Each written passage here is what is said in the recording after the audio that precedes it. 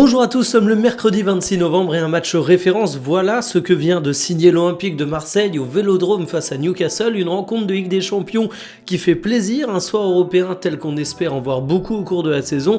On va analyser la performance marseillaise. La performance, c'est pas exactement ce qu'a signé le FC Barcelone face à Chelsea. Victoire 3-0 des Blues, on reviendra dessus. Et question de clôturer les débriefs de la Ligue des Champions, on parlera de la très curieuse prestation de Manchester City face au Bayer Leverkusen. Question de varier un petit peu, on évoquera la Coupe du Monde 2026, les chapeaux et ce sur quoi la France pourrait tomber. Et enfin, on célébrera un chiffre pour Marquinhos. Je sais pas si vous l'avez en tête, mais en tout cas, ce sera l'occasion de le rappeler. Installez-vous confortablement et bienvenue pour le journal du jour. Comment ne pas aimer Aubameyang? Le mec était déjà Monsieur Coupe d'Europe lors de son premier passage du côté de l'Olympique de Marseille, mais là il signe un doublé dans ce qui est, n'ayons pas peur des mots, le match référence des Marseillais en Europe. Une victoire 2-1 au Vélodrome face à Newcastle et franchement, je me suis régalé. Voici les compositions qui étaient alignées. L'homme du match, c'est évidemment Aubameyang, je l'ai dit, avec 8 tirs, il a symbolisé tout le danger marseillais et j'ai beaucoup moins aimé la prestation de Petchao à ses côtés et je me permets d'en parler d'entrée parce que c'est le seul Marseillais sur lequel j'ai vraiment des reproches à faire. Alors Petchao, il manque pas de bonne volonté, il a été généreux en effort tout au long de la rencontre, mais c'est encore un peu trop juste et quand on pense à son montant de transfert, c'est dur d'être extrêmement indulgent. Du côté de Newcastle, ce sont eux qui ouvrent la marque au départ et d'ailleurs les premières minutes marseillaises ont été un petit peu fébriles. Balerdi par exemple m'a pas énormément rassuré alors que sur la suite du match il est extrêmement intéressant, mais paradoxalement je trouve que cette ouverture du score de Newcastle et le succès marseillais, c'est un truc qui me donne de l'espoir pour l'OM. C'est une équipe qui est restée fidèle à son football, qui n'a pas tremblé, qui n'a pas douté psychologiquement alors que tu avais la pression du Vélodrome, et même sur la composition, enfin re-regarder les choix de Roberto De Zerbi, il n'a pas tremblé, il n'a pas eu le besoin de bétonner au milieu de terrain alors qu'ils avaient quand même Tonali et Guimarães devant. T'as eu une équipe qui a été ambitieuse et ça a fonctionné. Greenwood a été un véritable dynamiteur qui a initié beaucoup d'actions dangereuses. Vermeeren a été plein d'activités et très juste techniquement. Et au final, les statistiques de la rencontre vous montrent que oui, t'as subi en fin de match, t'as subi des tirs cadrés. Rouli signe un très gros match avec cet arrêt. Mais cet Olympique de Marseille est resté cohérent et j'aime beaucoup ces matchs. Je préfère les matchs où t'as plein d'hommes forts, où t'as une équipe qui est vraiment performante, à une rencontre où t'as seulement le génie d'un joueur qui te porte. Alors évidemment, faut applaudir des deux mains Aubameyang, il signe un très grand match, mais c'est tout Marseille qui a réussi sa prestation. Il ne faut jamais sous-estimer la défense du FC Barcelone. Alors je suis pas en train de vous parler de leur qualité, non, au contraire, il faut jamais sous-estimer la capacité du Barça à se faire complètement plomber par sa défense et avoir tous ses espoirs anéantis parce que tu as un Araujo par exemple qui fait n'importe quoi et qui te réduit au statut d'une équipe qui devient la petite chose de Chelsea, la petite victime du club anglais. Voici les compos qui étaient alignés et un score de 3-0, ça fait extrêmement mal et l'homme du match c'était Estevao, le tout jeune joueur de Chelsea qui a tout juste 18 ans, a complètement mis dans sa poche cette rencontre. Il est buteur, mais grosse qualité technique, énormément de bonnes passes, il a un potentiel de dingue, il est utilisé avec parcimonie par son entraîneur jusqu'à présent, donc on n'était pas sûr de le voir faire le show au cours de cette rencontre, mais franchement excellent choix de l'aligner parce qu'ici une prestation XXL. C'est également le cas de Cucurella qui nous rappelle qu'un latéral, même en 2025, ça peut être un profil ultra complet. Il a été exemplaire à la défense, il a été exemplaire dans l'animation, il a été exemplaire dans l'attaque, il touche 97 ballons et rarement j'ai vu un mec aussi complet en termes de profil. Et puis du côté des autres compliments qu'on peut faire à Chelsea, un milieu toujours aussi solide, ça fait partie des points de certitude que j'ai chez eux alors que j'ai des doutes à pas mal d'autres postes, mais ici tu sais que ça répond toujours présent. Du côté du Barça, c'est dur d'évaluer le match parce que t'as tellement été plombé par ta charnière centrale. En fait, Araujo, je lui mets même quasiment la responsabilité du but contre son camp de Jules Koundé parce que il est tellement brouillon au cours de la rencontre, il pue tellement le manque de confiance, le manque de justesse, qu'au-delà de son expulsion, qui évidemment te met dans une galère pas possible, j'ai vraiment l'impression qu'il handicape tous ses coéquipiers. Koubarsi, il signe pas le match de l'année, il est complètement dépassé par Estevao, mais il n'est pas non plus aidé par son coéquipier en charnière centrale. Donc en fait, le Barça, c'est une équipe qui est intéressante, mais qui, tant qu'elle est plombée par sa défense centrale, se retrouvera dans des situations inextricables.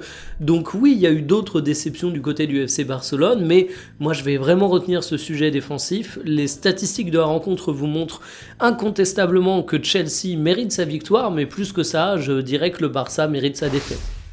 Bon bah Guardiola n'a pas respecté Leverkusen et il s'est fait corriger. Alors en vrai, j'exagère quand il dit qu'il n'a pas respecté Leverkusen, c'est vrai qu'il a aligné une équipe B, mais il faut bien comprendre la situation dans laquelle se trouve Manchester City. C'est une équipe qui est dans une première ligue qui est extrêmement compétitive, extrêmement serrée, où le moindre match peut avoir un impact colossal sur le classement.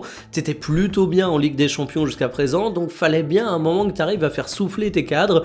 T'as choisi de le faire face au Bayer Leverkusen, manque de bol, ça t'a pas réussi. Voici les compos qui étaient alignés et vous vous rendez compte qu'il n'y avait pas de Haaland, pas de Doku, pas de Foden, pas de Cherki, même pas de O'Reilly. La plupart d'entre eux sont entrés à la mi-temps alors que tu étais mené 1-0 et à partir de là, tu as eu une meilleure seconde mi-temps. Tu te rends compte dans les buts attendus qu'il y a une vraie différence entre la première et la seconde mi-temps, mais par contre autant de changements, ça t'a amené une petite désorganisation qui a fait que Leverkusen en a profité pour mettre son deuxième but. En fait, le Bayer Leverkusen, c'est une équipe qui a eu avec Ten Hag au départ un début de saison compliqué, mais depuis qu'ils ont changé d'entraîneur, c'est cohérent en Bundesliga et au cours de cette rencontre, ils ont eu deux grands atouts. Le premier, c'est qu'ils ont converti la moindre micro-occasion et franchement, face à ça, tu peux pas faire grand-chose. Et puis, ils avaient ensuite un gardien qui était dans la forme de sa vie.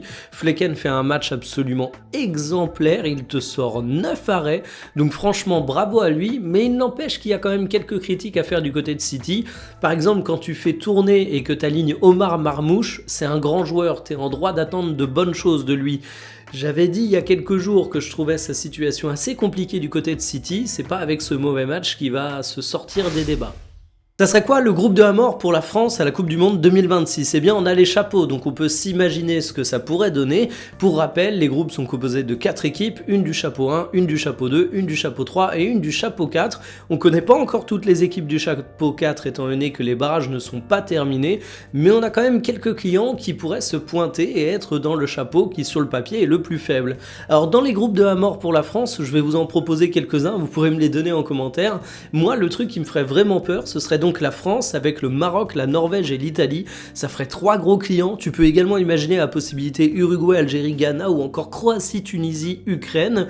Mais j'ai tendance à me dire que si ça, ce sont les groupes les plus difficiles pour la France, il y en a quand même des bien plus simples que tu pourrais imaginer.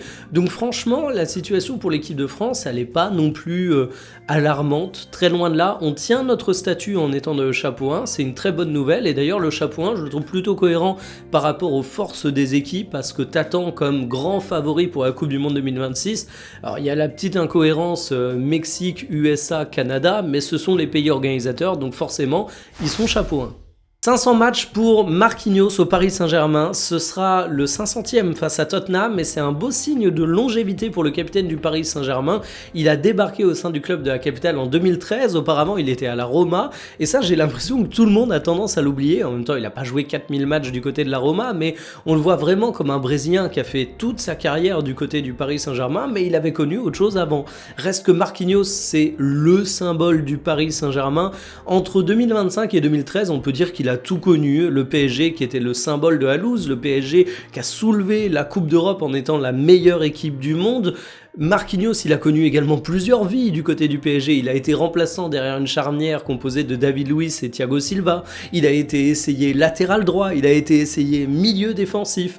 Et là, je suis en train de penser aux très jeunes qui regardent cette vidéo, qui n'ont pas connu Marquinhos latéral droit par exemple. Ça doit leur faire bizarre d'imaginer ça parce qu'aujourd'hui, il a 31 ans. On se rend compte qu'il commence à fatiguer. Il aura 32 ans au cours du mercato estival prochain. Et on se pose même des questions sur son avenir parce qu'il a beau être engagé jusqu'en 2028. Il y a une petite musique qui commence à monter, comme quoi peut-être que ce serait sa dernière saison, la saison où il profite du fait d'être champion d'Europe avec le Paris Saint-Germain. Il y a Zabarni qui est arrivé, comme une solution d'avenir. Il y a des rumeurs autour d'Upamecano, donc on sent que ça bosse du côté de Paris pour préparer l'après Marquinhos, mais en tout cas 500 matchs sous les couleurs parisiennes, le brassard de capitaine, le symbole de toute une époque finalement depuis que QSI a repris le Paris Saint-Germain, donc félicitations monsieur, c'est beau de voir des joueurs avec une telle fidélité.